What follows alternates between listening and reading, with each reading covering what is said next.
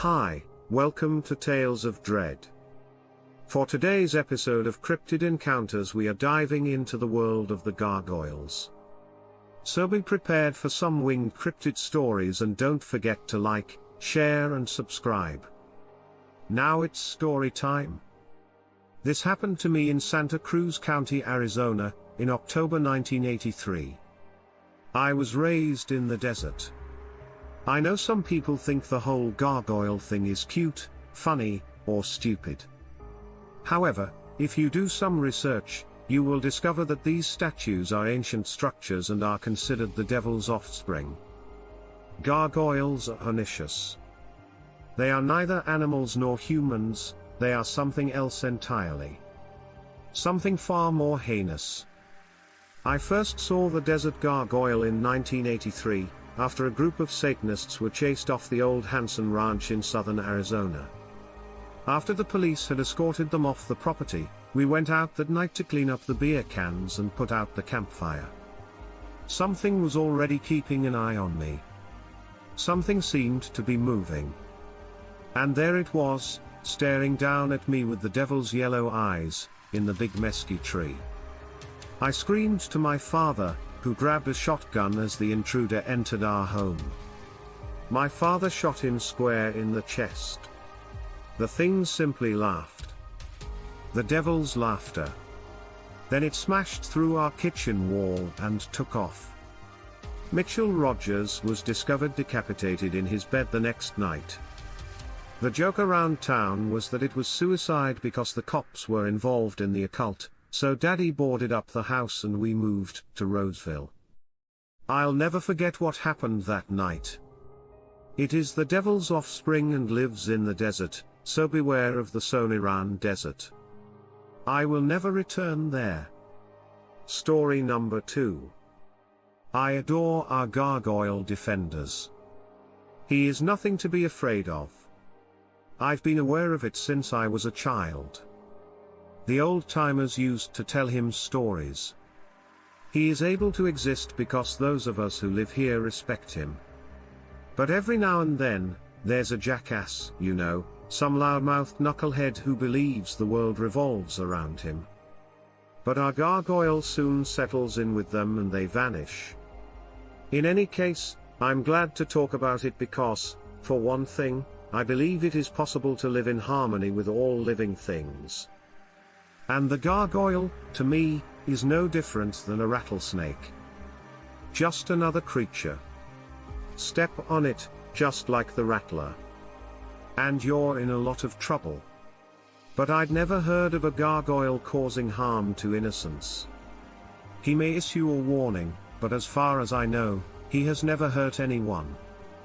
And no one is going to believe me. So what's the harm in telling people about this? It ends up protecting the thing because no one believes it's real. And 3, nobody, at least not these days, is interested in venturing into the no-land mans of the Sonoran Desert to find our friend. Perhaps in 1,000 years. But I am confident that the gargoyle will be able to hide somewhere between there and his caves or do whatever else is necessary to deal with it. He's been around a lot longer than us, and the answer is yes. I did, however, see the gargoyle in person only once. And it was quite a sight. My wife and I live in the Sonoran, and I've always hoped to see it in our backyard. But the only time I ever saw it was while driving through one of Papago, Arizona's national reservations. We were on our way from Tucson to Gila Bend. Benny, my friend, and I were taking the long route home. Benny had to take a piss while we were on 86 between 3 points. Perhaps near cells on Old Indian Route 15. He goes outside to piss. I get out and go for a walk. And, as anyone who has driven through the area at night will tell you, the cactus look like people lining the desert. And that particular night was no exception. Then I notice one of the cactus about 50 feet ahead of me walking due west, enormous pointed wings and ram horns. Benny? Hey, Ben, take a look over there. "I swear to God," he exclaimed.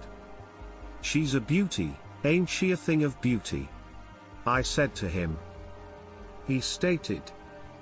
Benny zipped up the gargoyle, leapt into the sky, and vanished. That's all. The one and only time I saw our gargoyle, but I hope it's not the final story. 3. A group of us were attempting to cross the border from Mexico to California. However, the driver stated that he needed more money. What will you do if something like that happens? We were completely dependent on the coyote. The coyote, who was transporting us to California, was said to have a good reputation. He could get you over the border, but he could also get you into the hands of some friends on the other side and set you up in a city in Arizona or even California, as well as set you up with where the jobs were. That is why I paid $3,500 and the others, I discovered, paid similar amounts. It took a lot of effort to put everything together.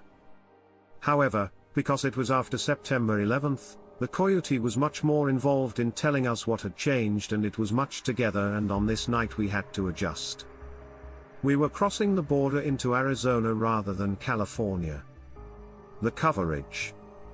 The family that the coyote preyed on was each of us. That is, none of us could afford the additional $1,000. Once we were in the desert, he became demanding. As a result, he reminded us of the information he had on our families. I didn't mind where we went in, as long as it was the United States. While the coyote went to talk to another guy who pulled in a big truck with a lot of extra lights mounted on it, 3 of us were standing in the night desert. We couldn't understand them, but we could see them laughing. It was Vista. His pal drove away. The Kyoto then returned and told us we had to leave right away. I despised him because he was obnoxious, mean, and dishonest. We began walking forward in the dim light. He was singing and talking nonsense behind us. We 4 started talking to each other. We were wondering how far we'd have to walk. Then we realized we hadn't heard the asshole in a long time. We paused. We screamed. He had vanished. Just vanished. And there we were, abandoned in the desert at night on the Mexican side of the border, with no idea what to do. Coyote made all of these promises, threats, and boasts while he was with us. He then left us in the middle of nowhere. We decided to band together and risk crossing the border after calling and searching. We walked and walked and walked some more. One of the guys in our group began to cry. I can't say I blame him. It's difficult to walk in the dark when you have no idea where you are or how far you're going. But we continued walking. I'm in the lead, and something falls directly in front of me. My first thought was Border Patrol, and I jumped. Then we all remained motionless. I lowered my gaze. I noticed something on the ground. I could see something because the moon was out. I gave it some thought. Then I went up to it. Maybe there aren't any others here crossing, and I just threw something to get our attention. When I got closer, I thought I saw something written on the thing that had landed in front of me. Our coyote had left us a tattoo. That was his arm, and it was on his shoulder. There was screaming and panic around me. We took off running and hid in some bushes near the rocks. It could be a variety of things, all of which are bad debt, retaliation, and drug territory. As we crouched behind the rocky bushes, something skidded into the sand near the arm. Then the dust cleared, revealing a massive man with bat wings. It grabbed the arm, screeched like a bird, and flew away into the sky. We didn't make a sound. Then we stood up, wide-eyed and perplexed, but continued on our way. We had only recently begun walking faster, always looking up in fear and searching the dim terrain for possible refugees in case they appeared. We came across another group of people crossing the road about an hour later and joined them. We all made it across safely. I was aware that there were numerous dangerous animals in that desert. So I was more concerned about what might happen to my family if the coyote didn't show up or got his money. However, no one in my family has ever had a problem or heard from anyone. They probably chalked it up to something else or thought he stole from them. As a result, it was more on him. Kyoto, as well as his family. I never saw the rest of the crew again. We spread out once we got into Arizona, and I never returned to Mexico. I still send money to my family, and no one has ever complained about it. That night, there was so much life and death. Even mythical monsters had to make way for other realities. But in the years since, I've often wondered if the others have ever told anyone about what I saw and what we saw. Story number 4. I've heard about the Cinnamon gargoyle, but I'm not convinced. I'm sure it's just a massive bat or bats. I used to watch the bats leave their caves south of Tucson at night. It's a cool thing, but when you see hundreds of thousands of bats flying into the setting sun like that, it can make your mind play tricks on you. One time, my father and I, along with a friend, drove down to the bat caves around sunset, and then they started pouring out, and the sky went black. Yeah, it's crazy. So it was on that one occasion when we saw a lumpy shadow climb out of the cave and began scaling up toward the knoll. The basic shape is all that is visible.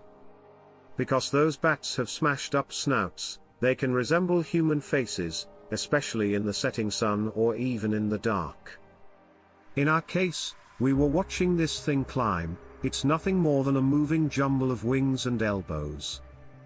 Then it squatted on the cliff and sat there, looking like a ram with wings but with a human face because the sun hits the face of those bats and makes it look like it has a human face. So, while we were watching, it jumped into the air and took off flying among the other bats, but its wings were just not fitting the big bats. Wings were taking wider swoops, slower, more powerful ones, and you could clearly make it out even among the bat swarm, and when it was flying like that, I could see how a person might mistake the shape of a big bat for something else with legs, arms, or a tail, just an illusion. But I can see how someone could make that mistake. To me, the bigger issue is that there are bats in the desert with wingspans larger than condors. That is almost certainly more dangerous than a gargoyle. Story number 5 is correct. We enjoy camping and were particularly fond of extreme vacations. Taking on a challenge face was an extreme vacation for us. It triumphed over it. It was sometimes dangerous, sometimes insane, but we loved it. It was also occasionally extremely stupid. That was the case when we went to Mexico for the weekend.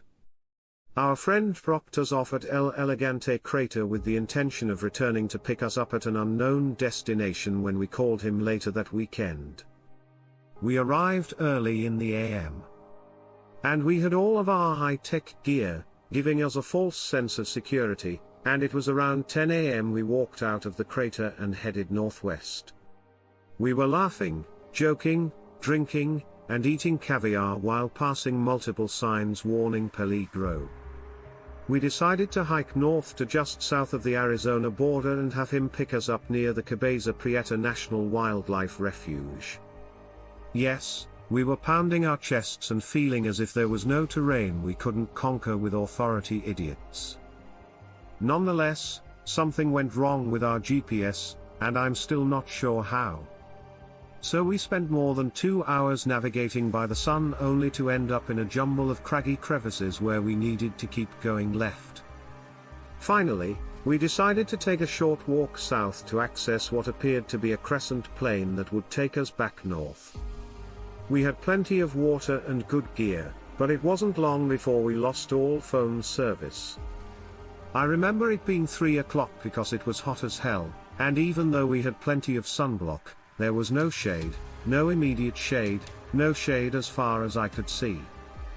I was no longer as extreme because it was simply frightening. And the longer we walked, the more nervous we became. I could tell Jeff was getting nervous. We had both stopped joking about 2 hours ago, and we had both stopped talking about an hour ago. Then we had an argument, which is always a good idea in those circumstances. Jeff wanted to go straight north, but I could only see rough terrain north and wanted to go northeast, especially since I knew northeast would take us back to people or toward Arizona. He told me we didn't have time to goof off. He exploded. I knew we had to keep it cool because the desert isn't the place to burst out laughing. North is safer. We have to be cautious now, he explained calmly. Then we heard a rattle, and Jeff jumped back just as I looked over to see a large rattler strike at him, coming right off the ground with more than half of its body. Although it missed, the rattle continued. We both began circling and hearing more rattling before realizing we were surrounded by these snakes. We were in a valley between hills. The valley was dusty, dry, and teeming with rattlesnakes. I believe that qualifies as a snake pit. Jeff removed his pack and immediately began tossing the few snakes around him with one of the aluminium strap poles. I did the same thing. Jeff looked up as we both considered how we could hike out of here, despite the fact that we had flashlights with us. Nobody wants to navigate a snake pit in the dark, especially in the narrow valley we were in. I vividly recall a long afternoon shadow falling over the west ridge. In the growing darkness, it obscured half of our options. That was terrifying. That still gives me nightmares. What a terrible predicament. We were able to draw closer to the north slope of the brush and cactus, where the rattler invasion appeared to be thinning. We took a deep breath. As more of the flat rock was exposed, we could see better. So we went to the empty safe swatches. And we sat down on the stone just above the snake trap to gather ourselves for a moment. That's when I noticed something written on the rock.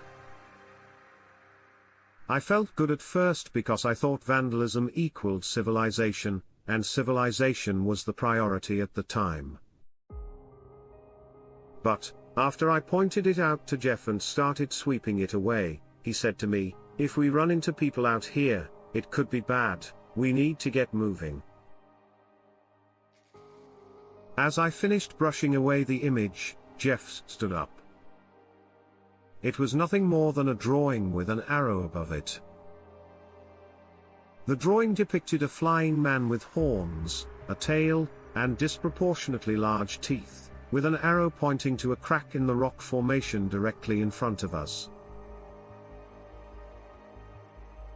Someone must have been here and survived, so I believe we'll be fine, I informed Jeff. Jeff returned, and examined the drawing. For a brief moment, I believe we both forgot about the bad luck of the day and were simply captivated by this image. Something so simple and incongruous, frighteningly intriguing at best. Jeff kept his gaze fixed on the rock and the back of the drawing. Then he asked me, "How old do you think the drawing is?" He inquired of me, "Man, I'm not sure. It's difficult to say. It appears to be old staining on the rocks, scratches. You have no idea how you could possibly know. I started, but someone else spent some time chipping in. I completed the task. I photographed it several times, as well as the surrounding rock formations. The image was carved into a flat, exposed section of a massive rock layer. As a result, it was not something we could simply pick up and take with us. We probably wouldn't have, because we learned not to disturb places we'd visit. But it would have been tempting because it was surreal and something I didn't want to leave to a part of the desert I'd probably never find again.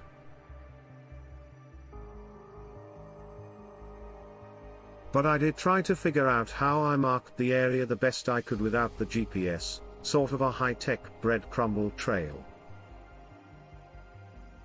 While all of this was going through my mind, Jeff simply asked, "What do you think we should do?"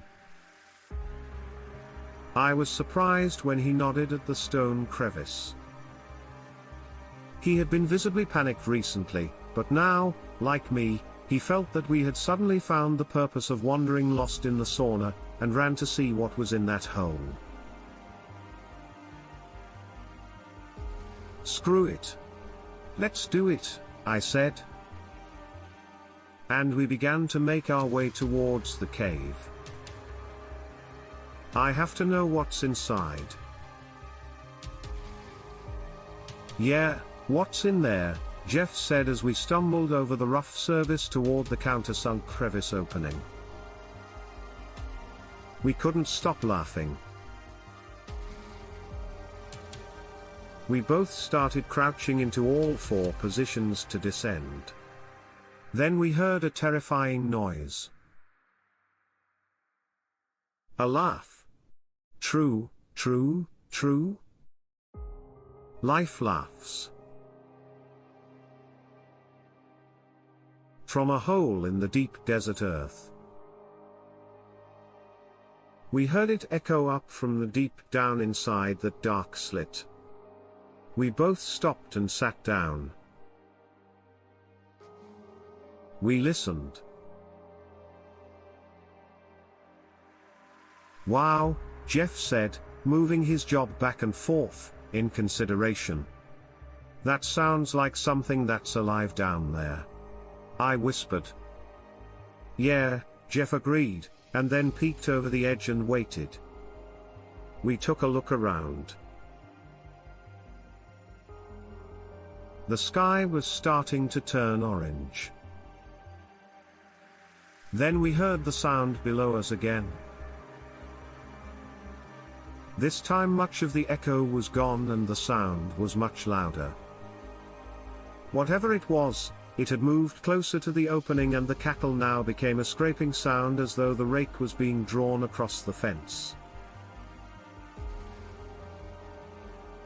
We both jumped up. "We are not prepared for this," Jeff said. I agreed. We immediately began walking quickly north. We walked and ran, jogged and ran fast, walked and sprinted, climbed and stumbled. The whole time we were looking back and squinting a couple of times. I thought I saw something, as did Jeff, but really, I believe it was just fear. As the sun met the horizon, our phone signal came back. As we neared the 2 East, we called Edgar and he picked us up about an hour and a half later. I don't know what lived in that hole, but whatever it is, I think it selected that particular place for a reason.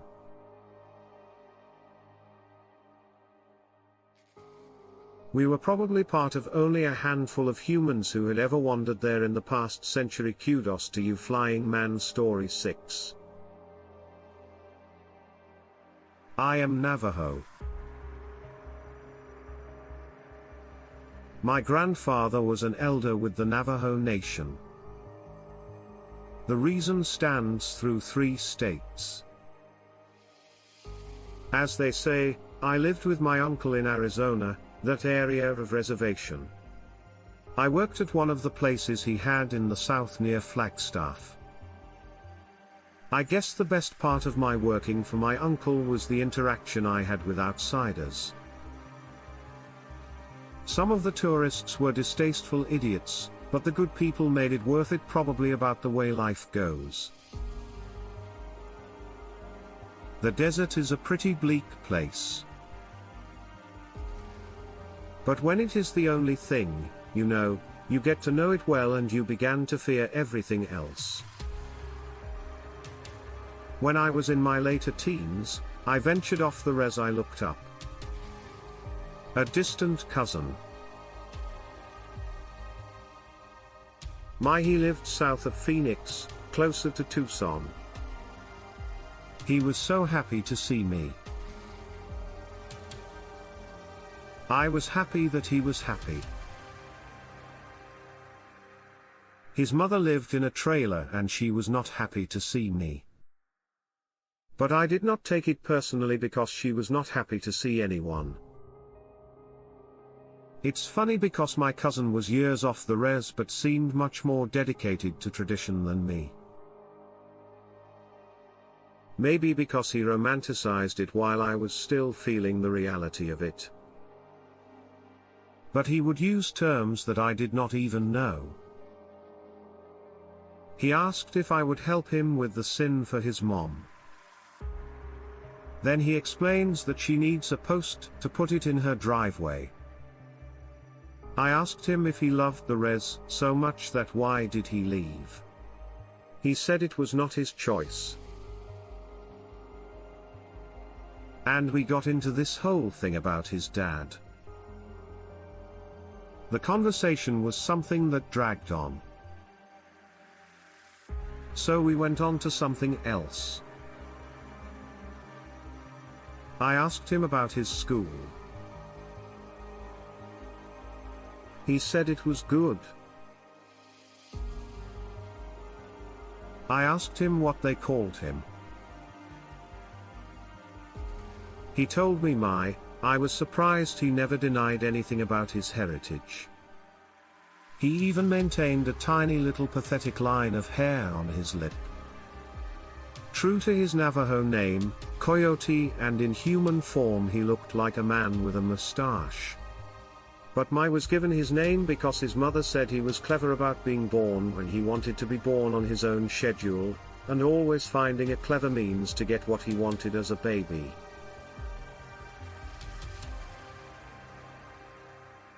As he got older, his father told him his name suited him, because had a power only known to him, a power to get what he wanted by getting you to laugh with him until it was too late to realize what he was up to.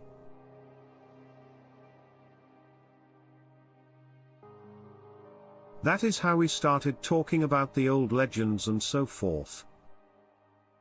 Really? I expected more, but when I got to their place, I may as well have been back on the res because mine was much more into the old ways than me. And they lived in such a skeletal poor place. The only thing to do was go to the nearby gas station and eat slim beef jerky, watch local TV, or hike the desert. Not much of a departure from the res. After 2 days, I was ready to go back. I loved my very much, but I was just getting bored. I think I expected a different world, but I just got more of the same bored, boring. Then asked me about our grandfather. I told him he's as old as the rocks.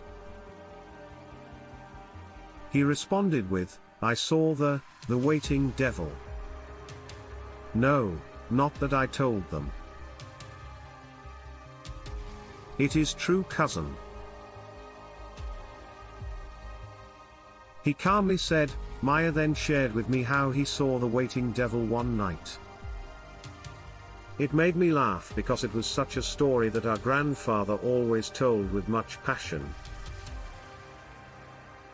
And now here was my living it out for him. Why? I asked him, why did you never bust out and go to Phoenix or Tucson? He just ignored me. You know, we don't have a lot to do out here, cousin. He told me. Really? I hadn't noticed. I smart back to him. I remember the story about the desert here. He told us. I remember he warned my mother before he left. He looked at me, he was right, cousin. It's not just a metaphor or a legend, it's real. I walked away from him at the time. We had been sitting in his mom's trailer eating stale pretzels and I was just tired of it. So I walked down to the gas station and pulled some coins to get a Pepsi and some Lays. By the time I had wandered back, my had even gotten out of his chair. The first thing he said to me was, I could show you where it lives, after some heated arguing and awkward apologies. I made myself excited to go trekking with him in a part of the desert rocks there to see this thing our grandfather calls the waiting devil. By the time the sun went down, I was even feeling guilty that I had been so combative with my cousin. He was letting me stay there for free and never asked anything of me. Yeah, I thought maybe this will be fun. Around 10 p.m. and we had already drank the 6-pack of Budweiser. His mother brought home from her job. We were laughing and making fun of our family trying to find our own way through ignorance on a path of arrogance. About an hour later we're in the desert under moonlight. We had been walking in the sand, which gets old real fast. Then we end up on flat rock and walk some more. When I demanded, soon he whispered back, "It is worth it." Then we are in a valley and then a crevice in a cave, and the smell was so overwhelming, batshit. I told him, I know that smell very well.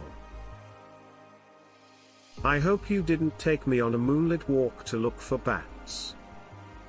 Every day of the week, I can see bats. I grumbled as I returned to the reservation. Then we come to a clearing on a plateau.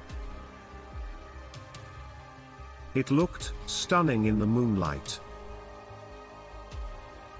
even for someone raised in the desert.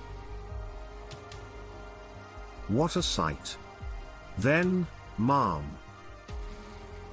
He takes out his backpack and tosses me a beer. Okay, I'm feeling better now. I burst out laughing. We began discussing girls at his school. I told him I might move to Phoenix and attend college there someday. On scholarship, I told him I might move to Phoenix and attend college there someday thanks to a scholarship I'd heard about. Then he goes all old school on me. I came here a few years ago to commit suicide. I got drunk and got some drugs. I lay down, he came to a halt, drank, waited, and then spoke in hushed tones. Then I noticed it. Then he turned to face me. I realized why I began. it must always accompany you underground. Look, you can see it there, he said. When I looked up to one of the distant red rocks towering in the night sky, I was half laughing. And I witnessed it. In the distance, I noticed a man-dragon flying over the desolate desert. I recall sitting up and staring. He then drank a beer, referring to the waiting devil. I told you he was quiet, cousin. Still think they're all stupid stories. I began asking him a variety of questions, the most pressing of which was, how did you know it was here? Yes, he replied casually. I only saw it now, around this time last year, as the waiting devil vanished into the rocks. He explained that I first saw it in October that sad night. And even though I looked for it at other times, I never found it. Only that next year, in the same month, October, I have no idea why. It was surreal to see that thing. Our grandfather had always mentioned land on the face of the red rock and crawl into a crack on the side. Nobody will bother with it there. It is aware that this is secure. He drank some more, land cousin, and who would ever believe anything? Anyone can say this if they live in a trailer or on the reservation. I concurred. He was correct.